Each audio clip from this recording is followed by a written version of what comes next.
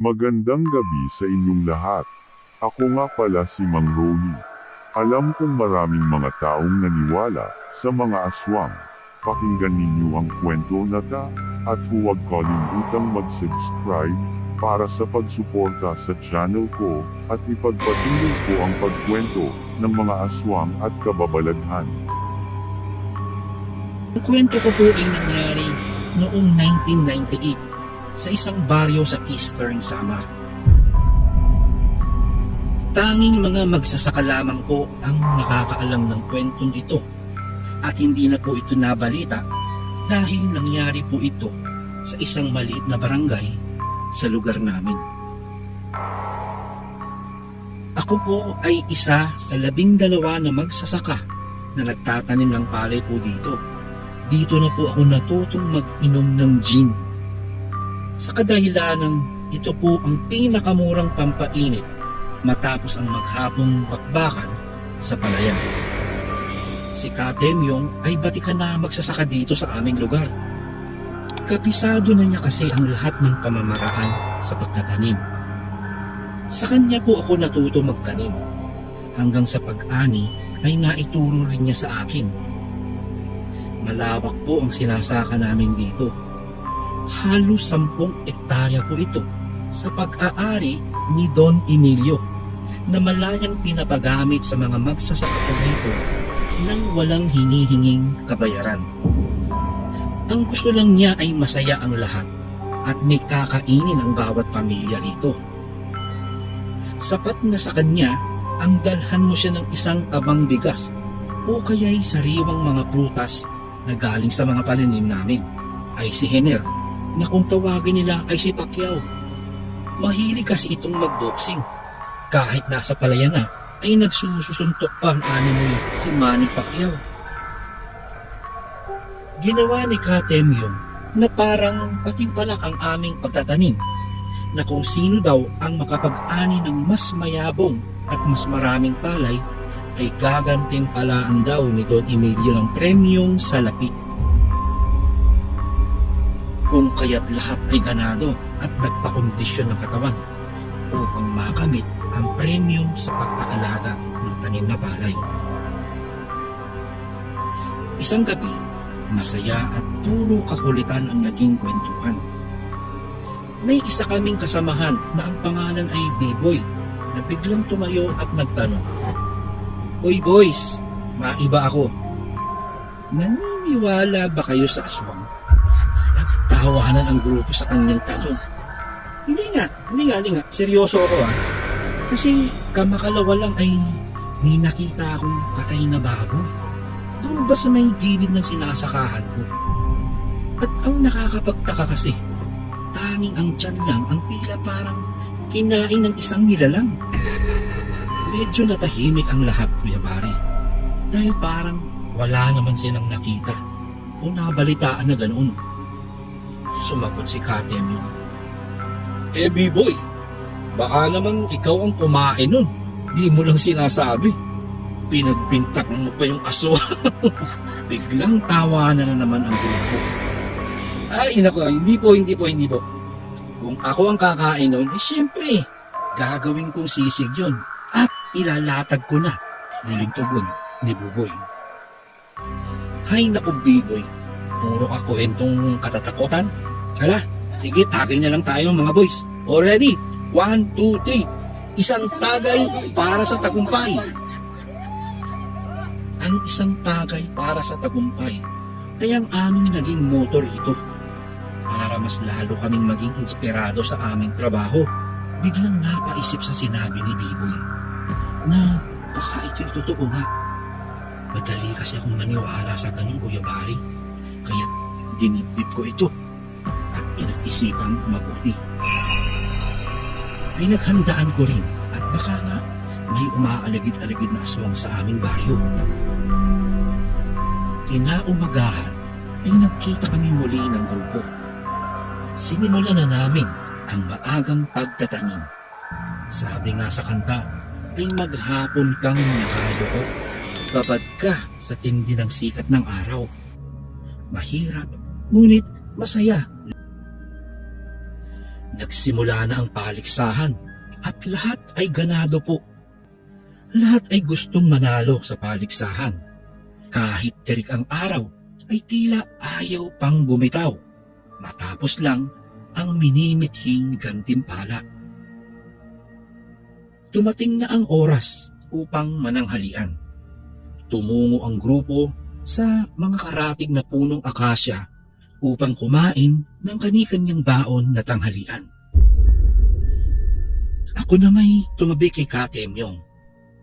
Habang kami ay nanananghalian, ay may ipinakita ko kay Katemyong. Inangat ko ang aking t-shirt at nakita niyang may mga bawang akong nakatali sa gilid ng aking pantalon. Sa pagkakaalam ko ay ito po ay pangontra daw sa aswang upang di kalapitan. Natawa si Katemyong sa akin at hinawakan pa nga niya na animoy parang belt na nakapalibot sa aking baywang. Naku Leroy, ikaw talaga tao ka. Alam mo ba na kulang na lang dyan ay asin at kanin? Pwede na kitang isangad. Huwag ka nga magpapaniwala dyan kay B-Boy. Baka lasing lang yung kagabi. Papirong sabi ito ni Katemyong. Ay, maganda na yung sigurado Katemyong, di ba? Alam mo naman, may balak pa akong mag-asawa. Baka madali ako ng aswang. Hindi pa ako magkaroon ng anak. Masaya kong sagot kay Katemyong. At nagpatuloy ang aming pagkain ng tanghalian. Maya-maya'y napansin namin na may mga taong paparating. Sila Hiner pala ito at may kasamang lalaki. Paglapit nila sa may pilapil ay ipinakilala sa amin ang bagong saltang lalaki. Katemyong, papakilala ko lang po sana sa inyo. Si Edmark nga pala. Bago lang siya rito sa ating lugar at nakikitira siya doon kay Apong Mando. Naghahanap pa siya ng pagkakakitaan eh. Total, marunong naman daw siyang magsaka at magtanim. Kaya isinama ko na dito sa atin upang makilala nyo. At siya ay napabilang sa aming grupo. Matipuno at masigasig ang pangangatawan nitong si Edmark. Maagat ding magising at minsan nga'y nauunahan pa kami sa pagpunta sa palayan nito. Medyo tahimik lang siya at di talaga palasalita. Di rin halos nakikihalubilo sa grupo. Madalas ay gusto niyang mapag-isa.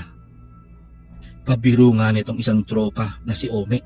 Sabi niya, baka daw may tiniling daw ito o kaya'y may lihim na ayaw ipaalam. Ako naman Kuya Bari ay di ko na siya pinuna at baka sadyang ganun lamang siya. Lumipas ang ilang buwan at ang aming mga pananim ay nagyayabunga na. Naging matagumpay at malulusog ang aming mga tanim. Kaunting buwan na lamang inaantay at maaring nang anihin ang palay na itinanim. Kaya't matatawag naming isang tagumpay na naman ito. At ano pa ba Kuya Bari ang kasunod nun? Di isang masayang inuman na naman para sa tagumpay. Kinagabihan ay nagkita muli ang grupo upang mag-inom. Kanya-kanyang dala ng ambag na pulutan. Masayang nagkakantahan at nagkwekwentuhan ang lahat, maliban kay Edmark. Nakaupo lamang siya sa isang bangkitong kahoy, ngunit siya ay nakabukod sa amin na tila ba'y ayaw makisama sa grupo. Tinawag nga siya ni Katemyong upang makipagkwentuhan daw, ngunit ito'y ngumiti lamang at tumanggi. Nagdahilang pagod daw siya at nais na raw niyang magpahinga. Kaya ito'y tumayo mula sa bangkito at tumungo na sa kanilang bahay. Lumipas ang magdamag at muling binigkas ang salawikain, isang tagay para sa tagumpay. Kinabukasan ay may narinig kaming tila kaguluhan sa isang bahay. Kami ni Hiner ay tumungo kung saan nagmula ang kaguluhan. Natagpuan naming umiiyak si Aling Elizabeth. Dinaramdam niya kasi ang pagkamatay ng kanyang alagang kalabaw na ginagamit nila ng kanyang asawa sa pag-aararo. Nakahandusay ang kawawang hayop sa may puno ng kinatatalian nito. Wakwak ang tiyan at katulad ng baboy nung nakaraan ay bituka din ang pinunterya. Lahat ng nakakumpol na tao ay di matukoy kung ano ang talagang nangyari. Naku, ganitong nangyari sa baboy nila kasamang Boyet. Parang kinalkal ang lamang loob ng baboy nila. Wika ng isang taga roon. Mukhang may umaaligid-aligid na aswang dito sa baryo natin. Bigkas naman ng isa pang lalaki. Lahat ay nabahala at nag-alala.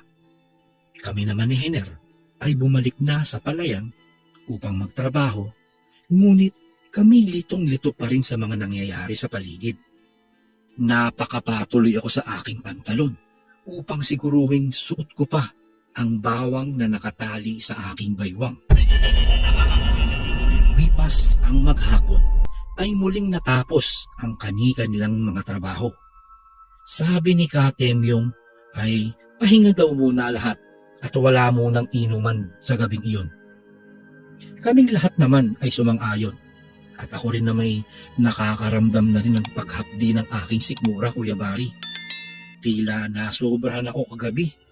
Saka baka sinikmura ako dahil sa pulutang puso ng saging na ginisa lang sa bawang, saka nilagyan lang ng magic sarap upang lumasa. May kahirapan din kasi kami at di namin kaya na magpulutan ng karne palagi. Kaya't kahit singkamas lang o mangga at bagoong ay talo-talo na. Basta't nariyan ang paboritong gin bulag at Sprite. Nung gabing ding yun ay nagpasya kami ni Hiner na magronda sa paligid. May dala kaming flashlight at yantok. Siyempre, may gulok din kaming bitbit at ang sinturong bawang na nakaikot sa aking baywang. Naglibot kami ng tahimik at tinalasan namin ang aming mga tenga. Makalipas lang ang ilang sandali ay napadaan kami sa tinutuluyan ni Edmark. Natanong namin siya sa may poso nila na tila naliligo o naglilinis ng kanyang katawan. Di na namin siya tinawag kasi baka makaabala kami sa mga taong natutulog na roon. Ang pumukaw sa aking atensyon ay yung kamiseta niyang hinubad. May nakita kong parang dugo sa damit niya. Napatitig ako sa kanya at pinigilan ko muna si Hiner sa paglakad nito. Dahan-dahan akong lumapit at kumubli sa isang puno malapit sa poso. Bago ko po ipagpatuloy ang kwentong ito, isang pindot lang subscribe button namin. Malaking tulong po ito sa amin upang mapagpatuloy pa namin ang mas marami pang magagandang kwento. Salamat sa pag-subscribe mo. Nakita kong duguan ang kamiseta at braso ni Edmark, pati na ang pantalon niya. Nagtataka ako kung bakit oras na ng gabi ay tila may kinatay pa itong hayop. Yung kalabaw at baboy na nilamon ang bituka. Biglang sumagi sa isipan ko na baka aswang itong si Edmark. Madali akong bumalik kay Hiner upang banggitin ang aking natuklasan. Lumayo kami ng marahan at di na namin siya tinanong. Sabi ko kay Hiner, "Pre, tama kaya yung hinala ko? Siya kaya yung aswang na tinutukoy ng mga kabaryo natin?" Pabulong kong tanong habang kami ay lumalakad ni Hiner. Oo nga eh, yun din ang naisip ko. Baka si Edmark nga ang gumagalang aswang dito sa baryo natin. Saka, bakit naman siya magkakatay ng hayop eh? Gabing-gabi na. Madalas sa araw yung ginagawa. At wala naman akong naaalalang selebrasyon para magkatay siya upang gawing handa. Sambit ni Hiner. Naku, mabuti pa obserbahan natin siya simula ngayon. Uwi ka ako kay Hiner. Kinabukasan, nakita kaming muli ni Hiner. Maliksi ang tingin nito, palingon-lingon sa paligid. At sabi ko, "Paring Hiner, parang gilasa ka ah." "Oo nga, paring Leroy. Galing ako kay Apong Kanor, yung manghihilot sa kanto. May tinuro siyang paraan sa akin para daw matukoy natin kung sino ang aswang." Ako na may nabigla sa kanyang sinabi. "Ha? Ano yun? Paano natin matutukoy?" tanong ko kay Hiner. Sabay binunot sa kanyang bulsa at ipinakita sa akin ang isang bag na naglalaman ng kalamansi at bawang. Ipiniliwanag sa akin ni Hiner na isaboy mo lang daw sa tabi ng aswang ang bawang ay masusulasok na ito sa amoy pa lang ng bawang at agad itong lalayo. Di daw kasi kakayanin ng aswang ang amoy ng bawang. Saka daw yung kalamansi ay ipiga mo lang sa karne at ibubunyag nito ang tunay na kaanyuan ng karne. O kaya'y isama mo sa inumin ang kalamansi. Yung katas nito ay siya ring magbubunyag ng anyo kung siya man ay aswang o hindi. Kaya't aming pinlano mabuti. Tanging kami lang ni Hiner ang nakakaalam ng aming gagawin. Kinagabihan ay nagyayam ulit si Katemyong upang mag-inom. May sorpresa daw siyang pulutan pa, kaya't kami dumalo ni Hiner kasama pa ang ilang magsasaka na kagrupo. Inilabas na ni Katemyong ang umuusok-usok pang sisig. Banggit niya ay pinadala daw iyon ni Don Emilio. Nagpalakpakan ng lahat at tila masasayaran na naman kami ng karne sa lalamunan. Di nagtagal ay nagsimula na ang inuman namin. Tagay dito, tagay doon. 2 mesang pinagdikit kasi ang aming ginawa. Maya-maya'y dumating si Edmark na tila may bit-bit na pinggan. Umungat sa aming mga ilong ang masarap na kalderetang kambing. Napawaw ang tropa at nagpalakpakan muli. Umupo sa tabi ni Hiner si Edmark at ngumiti sa kanya. At agad naman itong inabutan ng baso na may gin. Humingi ng yelo si Edmark at siya namang tayo ni Katemyong upang magtipak ng yelo sa kusina. Sa pagkakataong ito ay hindi tumanggi si Edmark.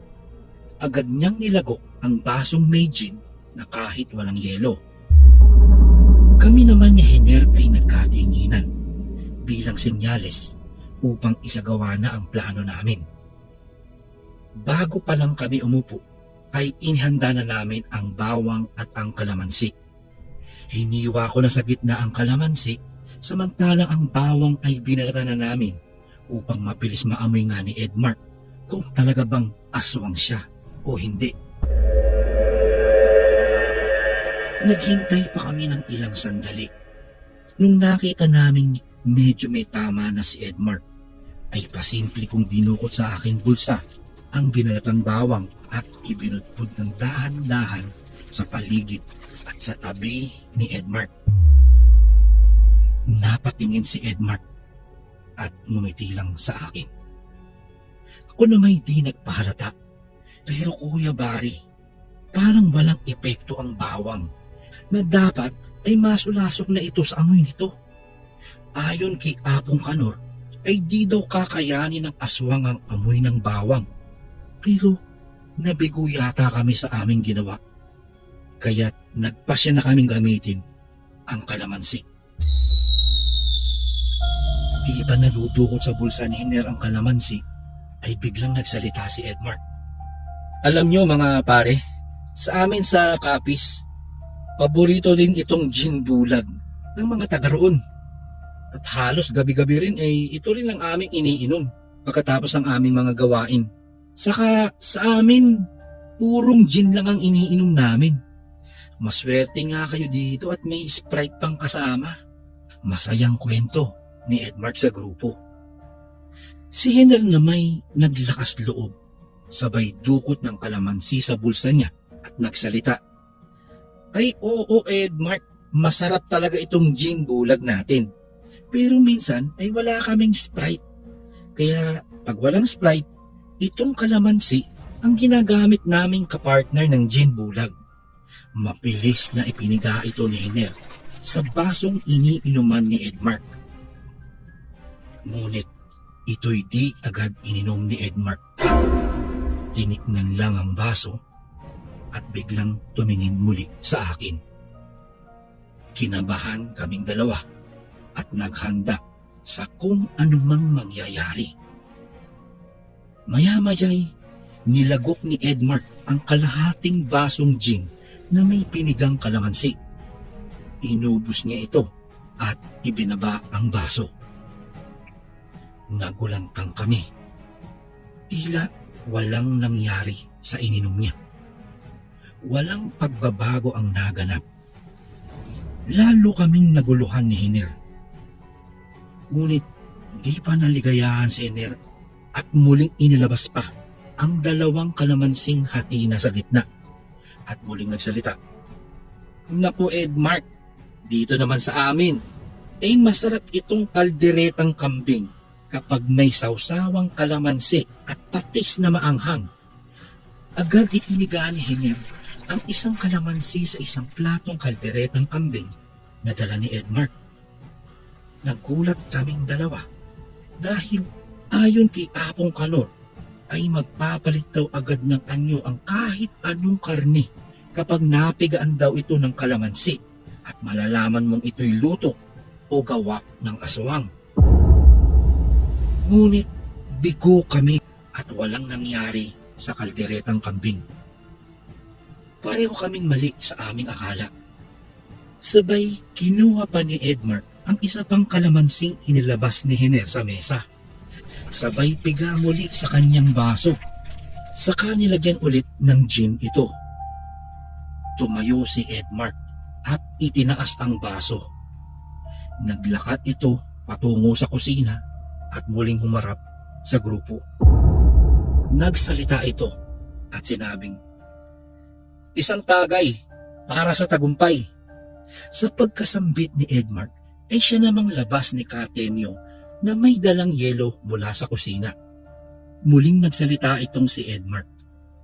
"Salamat mga bago kong kaibigan at ako'y natanggap nyo ng taus-puso. Salamat sa ating leader na si Katemyong." Sabay abot ang tagay na baso kay Katemyong.